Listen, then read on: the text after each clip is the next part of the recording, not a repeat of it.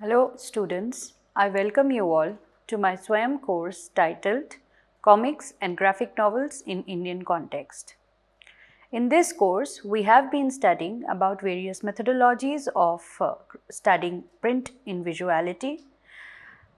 Apart from this, we have also looked at several kinds of ways in which graphic novels can be read, including what is the content and several other things that were related to the comics and graphic novels emergences. In week 4, we will be studying drawing women from comics to graphic novels. So, this week is particularly focused on the representations of women in print visuality. In a way, we are going to study how various comics and graphic novels have represented Indian women characters and how the iconography of those women characters talks about the gender politics, about the sexuality, about the ways in which society functions and thinks about women. In the first lecture, that is lecture 1, we will be studying two characters from Amar Katha, which are Sita and Shakuntala. We both are very much familiar with these two mythological figures of Ramayana, Sita and Shakuntala. Now, beginning with the first character, or rather than giving you first of all the brief history of how the print visuality talked about, discussed about what were the reasons through which the women characters were represented in comics and diverse graphic novels in India. So, representations of women in visual media. Comics and painting traditions both produced particular ways of presenting the feminine body with the male viewer in mind. There is a constant assumption that the ideal woman is present to impress the male viewer. Women are seen looking inward at their femininity and present themselves as to please the male eye. The woman is thus presented as an object which becomes inherent to her identity. So, the overall trend, if we draw a trajectory of representations of women, how they have been drawn or how they have been represented in diverse visual media, we tend to chart one particular thing which is very much imperative to all these representation is that women are not drawn on their own, but they are drawn how in a way, in certain ways. Keeping this in mind, how will the male viewer, is the male gaze going to find this image of women attractive, beautiful or pleasing to his eye? So, in a way there have not been neutral representations of women in visual media, but all the representations that are done and even in comics and graphic novels are done keeping in mind that objectifying them, turning them into an object so that they are able to please the male viewer, male gaze and male audience, which as a result in the long run also become one of the reasons for their objectification. Feminist critiques of women representation often assume that the act of representation denigrates women and is responsible for objectification. So, the feminist critiques have found it is this way, it is the implicit politics, the inherent politics in how women are represented. What is it that makes a director in the film decide how a woman is going to look like? Who is going to decide the role of a woman character in films, in comics, in television series, in advertisements, in visual ads? What kind of clothes are they wearing? What kind of behavior are they going to show? All these things are in a way a political tool to draw a woman character in a way so that she fits in within the category of an ideal woman, which can be considered ideal woman particularly when it comes to Indian nationality, because feminism in India is very different from the feminism in West. For example, marriage may not be necessary for women, it may not be considered an important institution for women and men in the West, but it is very difficult for a single woman to survive and to remain single throughout her life if she decides to do so. In our society, she is looked down upon as if she did not get a proper groom, or there must be some problem with her. She is kind of, she acts a kind of marginalized being if she is not married, and marriage is then again considered suitable and ideal institution for all women and girls, and that to marriage at a certain age, and there are so many other sorts of pressure that are there. So all these things are coming from somewhere. Popular culture in a way tends to build up a category. Popular culture tends to draw the guidelines on which a woman in the Indian society, an ideal woman in an Indian society, should behave, should live, should act, should talk. These are all the aspects of her behavior, all the aspects of her life are in a way kind of governed by the popular culture representation. So then it becomes a very responsible task for the directors, for the artists, for the advertisement producers, everybody whosoever is representing women in some way, that they act responsibly in depicting images of women, because they are going to float, they are going to be idealized, they are going to become the norms of the society after a certain time, and they may be projected as an example for an ideal woman, or for somebody or not being an ideal woman.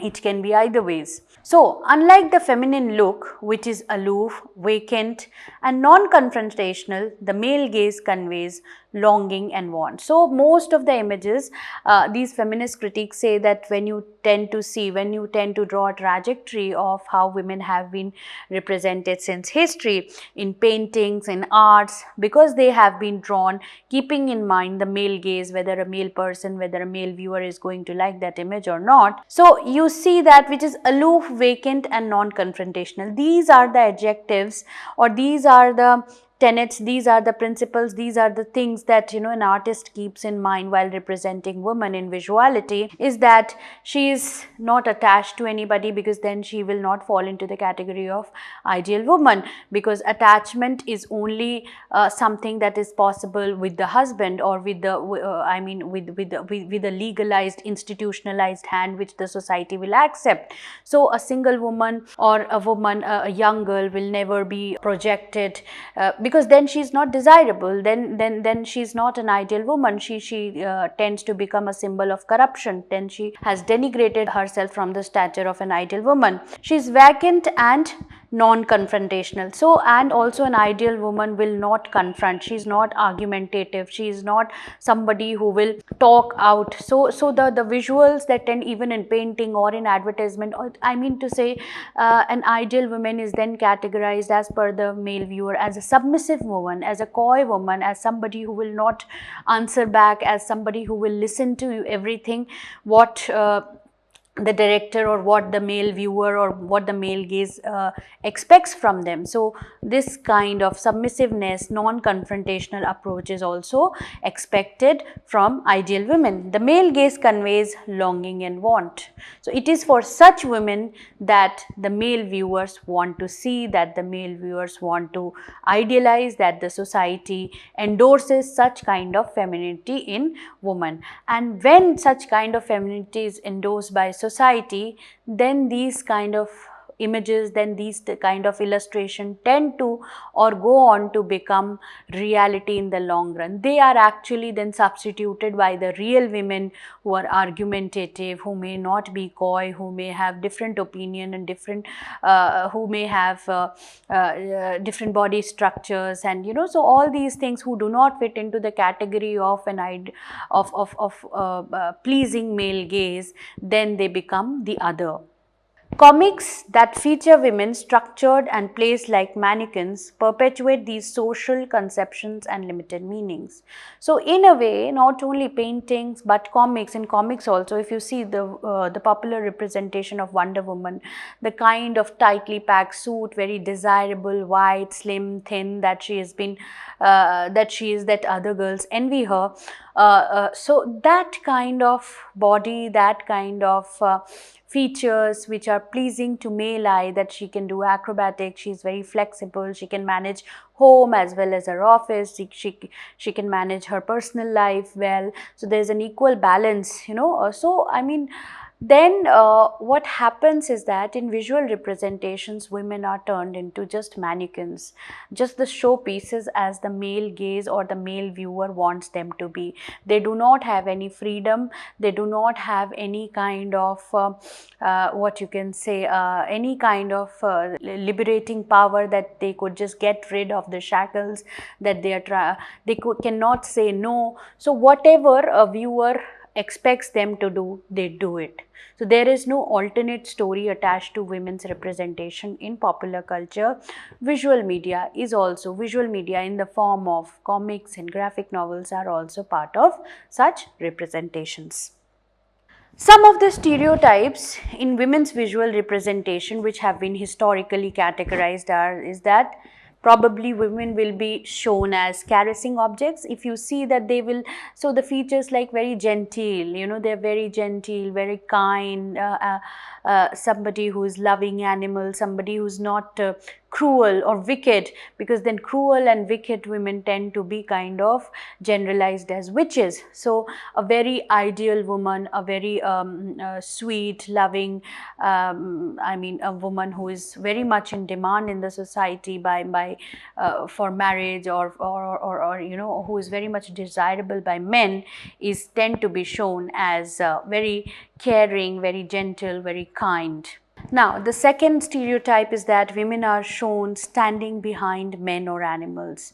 They do not take the front stage, but it is at the hindsight that they always have to be protected by somebody. There has to be shield which shields them from all the evil power, from all the societal bad eyes, or what you can say, corruption and sin. So which kind of protects their purity, which kind of helps them maintain their chastity. So that is why you see men or animals always taking the front stage. When you see even the significant characters, even very famous and popular characters from history, from mythology, they all have been represented in some way because of the feminine, because of their female sexuality, that they need to be protected, they need to be saved from the evil eyes of the world.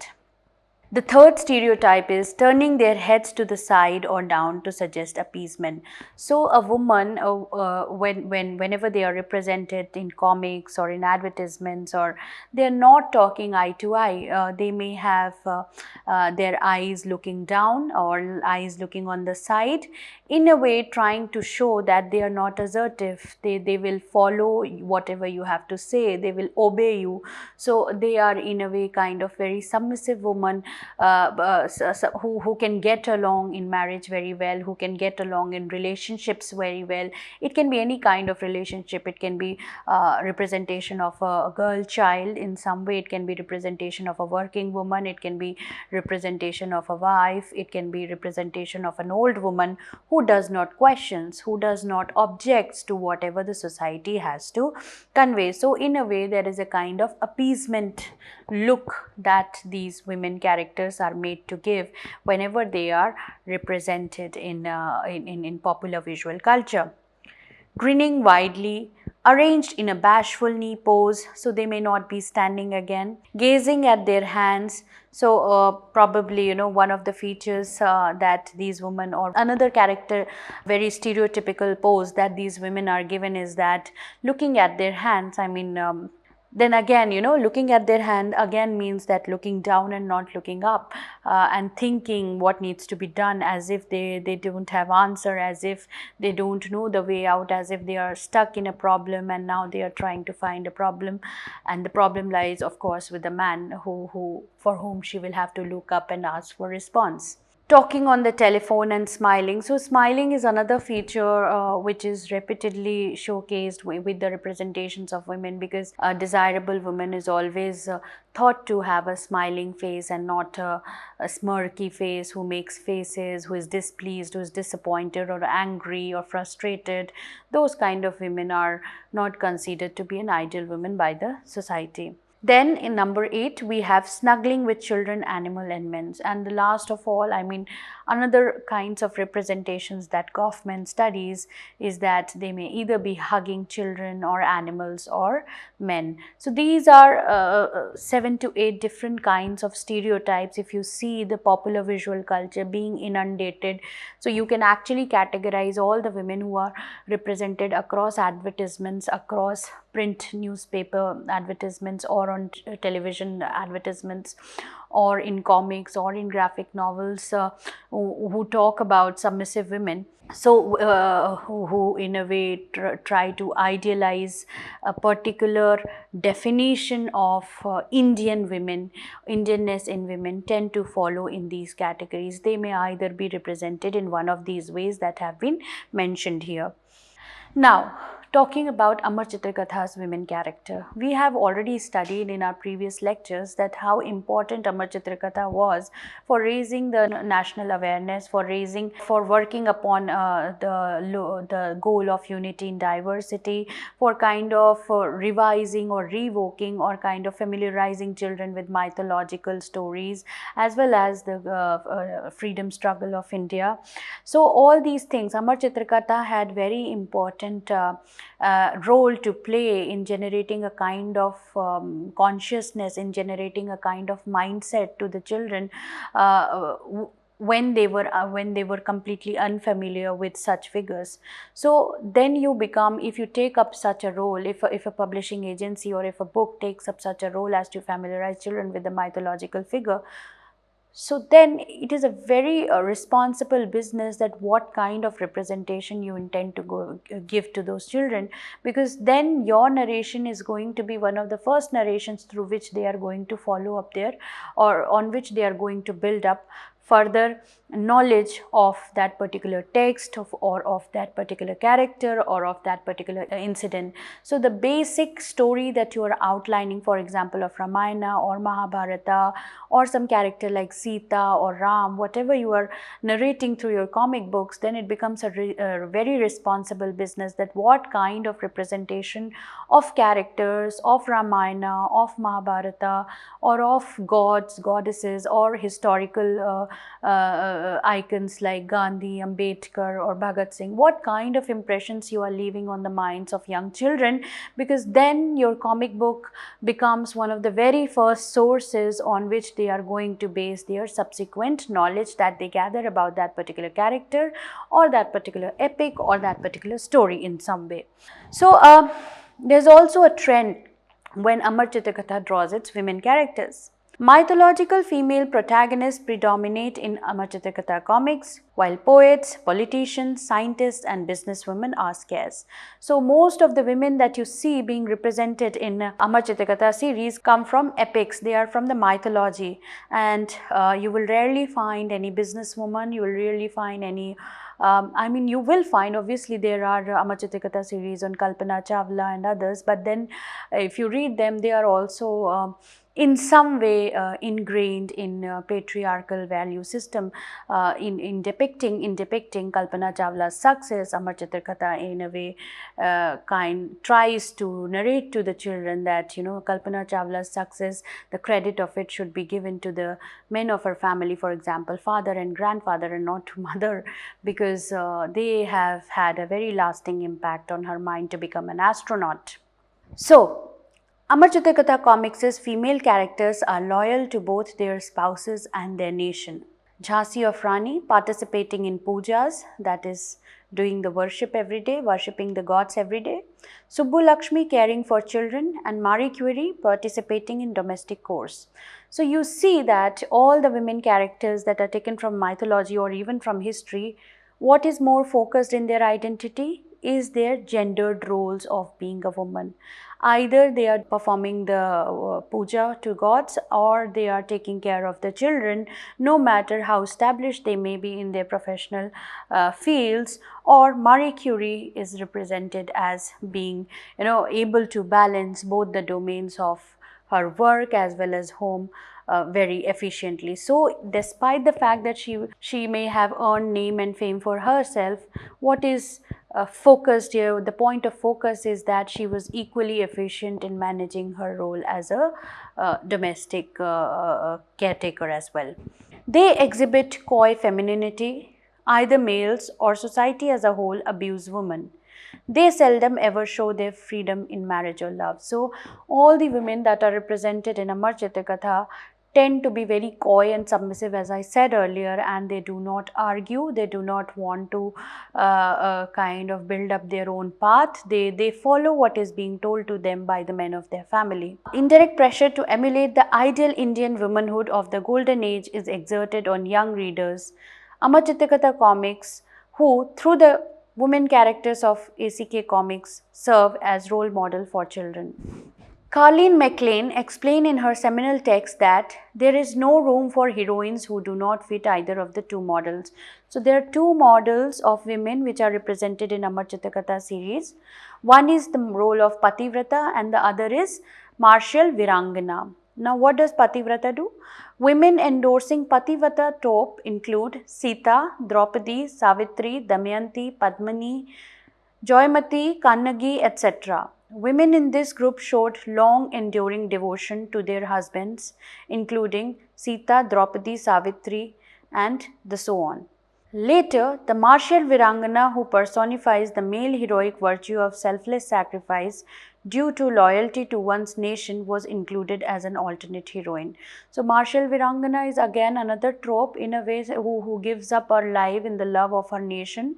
So, by being a warrior, but also when she is being a warrior, the focus is equally on her domestic role as a housewife, as a mother, as a dutiful daughter, despite being the fact that she may have been a very valiant, very brave warrior in the battlefield.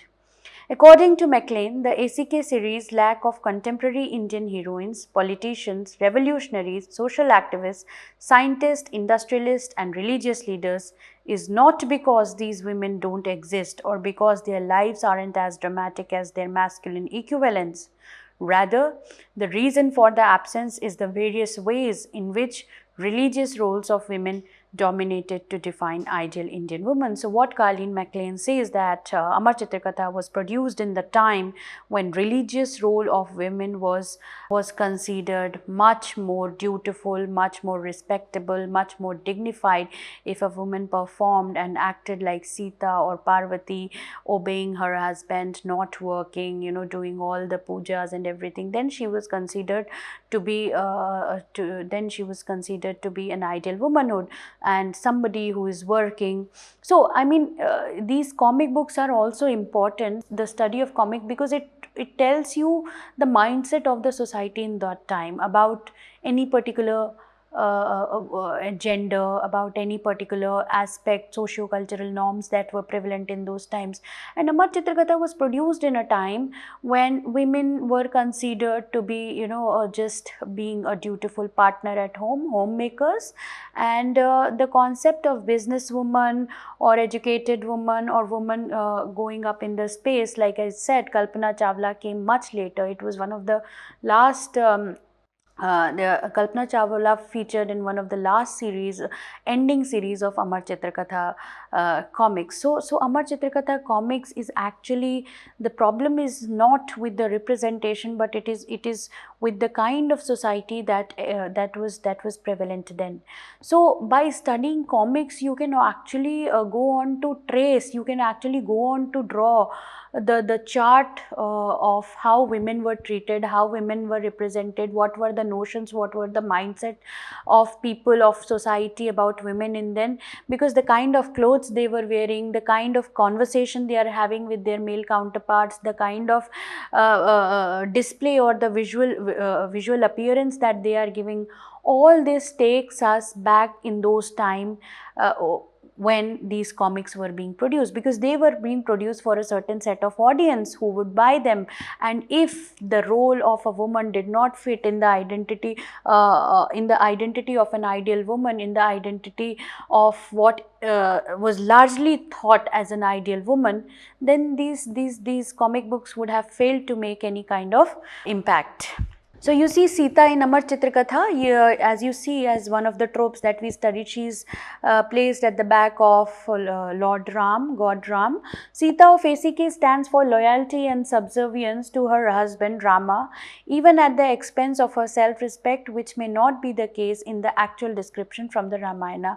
So in a way, Amar Chitra Katha has kind of reduced the identity of Sita as a submissive woman, which may not be the case in reality in Ramayana, because Sita was the one who had chosen to go give Agni Pariksha, and who had, after Agni Pariksha, she cried and she went to live in a forest alone, and where she had given birth to 2 children alone, where there was nobody. So she had also been an example of bold woman, of courageous woman, of an independent woman, a mother who was kind of supporting her child alone without any support. So these kind of things are not very much displayed, what should I say, these kind of, the stress is not on such aspects where Sita is acting independently, where she's being a bold woman, but the stress when the Amar Chitra Katha brings out this comic book of Ram, the stress is on the fact that how she was a submissive wife and how she obeyed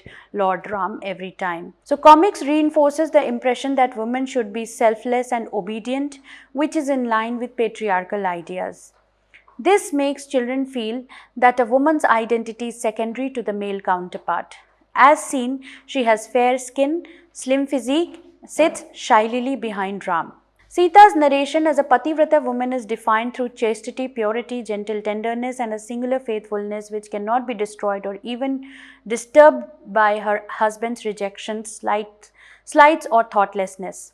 Sita's angry decision to go through the trial by fire and kill herself is presented like Amar Chitra Katha representations of Sati, not as an act of self-erasure but an act of self-fulfillment. This is important, how the episode of Agni Pariksha is showed in Amar Chitra Katha. It is not an act of self-erasure but self-fulfillment, as if she is happy doing it, rendering irrelevant any questions of external imposition. Sita, who is the focal point of society, represents the ideal, chaste, pure and mother or wife who is carved in a different image from sexually deceitful other female Supnakha. So Sita is very categorically distinguished in Amar Chitra Katha from Supnakha, who kind of approaches Lakshman, and Lakshman then beheads her and kills her. So very categorically she has been depicted as a chaste woman who is not who's very much unlike Supnakha, the counterpart woman. Now coming to Shakuntala, just like Sita, Shakuntala, as you see on the screen, is also drawn. She's very fair skinned, very slim, thin, having long hair, sitting and loving animal, which was another trope of representation of women that we studied earlier. In Amar Chitra Katha, Vedic women are explicitly sexualized and fantasized. Kalidasa's play rewrites the Mahabharata story as a story about Shakuntala, the wronged forest woman who is deserted after being ravished by King Dushyant during his hunting trip. The king's abandonment is reframed as forced forgetting, explained away as the result of a curse Shakuntala incurred, thereby releasing him from the charges made against him by the fierce Mahabharata Shakuntala. On the cover of Shakuntala is depicted as a fair-skinned, voluptuous woman that makes her image desirable, and her beauty becomes an example of how beauty should be defined in Indian woman. Her sari, gajra and gold ornamentation makes her all the more an idealized woman, because she is carrying all the markers of a desirable woman. Hence, the cover itself becomes an example of the dominance of the male gaze in defining woman. The cover image with Shakuntala's eyes cast downwards, bidding farewell to the animal with utmost care and love, is also an example of feminine qualities that are considered indispensable from an ideal woman. Thus, she becomes an epitome and is cast in perfection for the readers as an ideal, submissive, dutiful wife. Now coming to the conclusion, the men in ACK are muscular and women are pretty, thus replaying the already established stereotypes of ideal Indian men and women. Amar Chitra Katha relies upon the artists like Raja Ravi Verma, whose painting style, I quote, who had successfully applied the Western academic style of painting to Indian themes. It was Raja Ravi Verma who decided to clad Indian women in saris to justify the demands of colonial master to represent their subjects in an exoticized way. Anand Pai, the maker of Amar Katha, borrows from Verma, but the heroines of the comics are consciously clad in far less. Unquote. Thank you.